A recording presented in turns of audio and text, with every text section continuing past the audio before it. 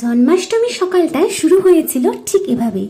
সকাল সকাল গোপুসোনার জন্য সিংহাসন তো একদম রেডি, আর তারপরেই গোপুসোনাকে স্নান করানোর পর্ব শুরু হলো।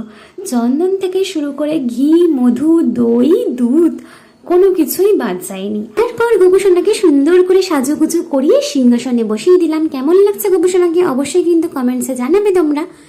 আজকের দিনে শুধুমাত্র আমার গোপুসোনারই বার্থডে নয়, আজকে আমার দিদি ভাইয়েরও বার্থডে ছিল। সেই কারণে অনেক দিন ধরেই প্ল্যান ছিল যে সন্ধেবেলায় সব কিছু কাজ কমপ্লিট করার পর দিদিভাইকে গিয়ে সারপ্রাইজ দেওয়া।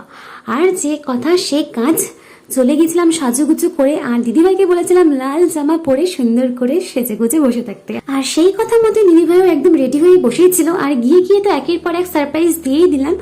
আর হ্যাঁ, জন্মাষ্টমীর নেক্সট পার্ট নিয়ে কিন্তু খুব তাড়াতাড়ি হাজির হয়ে যাব। আর দিদিভাইয়ের বার্থডেটাও কিন্তু খুব ভালোভাবে আজকে সেলিব্রেট করতে পারিনি, সেটারও কিন্তু আরেকটা পার্ট আসছে। এখনকার জন্য বাই বাই।